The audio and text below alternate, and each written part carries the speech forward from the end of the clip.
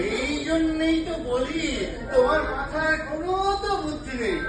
আমি বুঝছি আমার দাঁতের যন্ত্রণায়, আর তোমার কিনা এখানে সেলফি তোলা শখ হলো। হ্যাঁ, কিরম করছো কেন সোনা?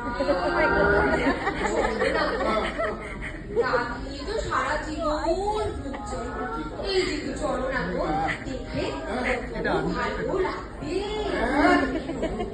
বাবা বাবা, এই সোনা, এই কিন্তু আমার এই খারাপ দাদা, এইরকম একটা বুদ্ধির মহিলাকে নিয়ে আমার সারাটা জীবন কেমন কাটছে আপনারা তখন বুঝতেই পারলেন নাকি? কিছু বললে? না না না না, কিচ্ছু বলিনি। চলো চলো, কোথায় ছবি তুলবে? চলো চলো, এখানে এখানে ওইখানে ওইখানে দাঁড়াতে হবে। ভালো এখানে। হ্যাঁ, বলছে একটু হাসো। স্মাইল স্মাইল করো, একটু স্মাইল করো। দাঁড়াও, আমি না ফটোটা একটু আপলোড করে দিয়ে আসি। এই দেখো দেখো, আমাদের কত লাইক কমেন্ট আছে। বটে বটে, সারাক্ষণ খালি এই সেলফি আর সেলফি, এই এক হয়েছে। এই দেখো না, আমাদের কি ভালো লাগছে। জানো, আমাদের না অ্যাপ ইউজ করা উচিত ছিল।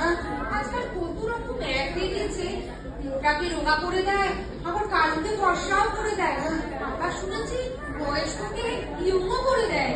তাহলে কি তাই নাকি? তা ঠিক আছে, কিন্তু দাঁতের ব্যথা তো বেড়েই যাচ্ছে। চাষটা কখন আসবে বলো তো দেখি।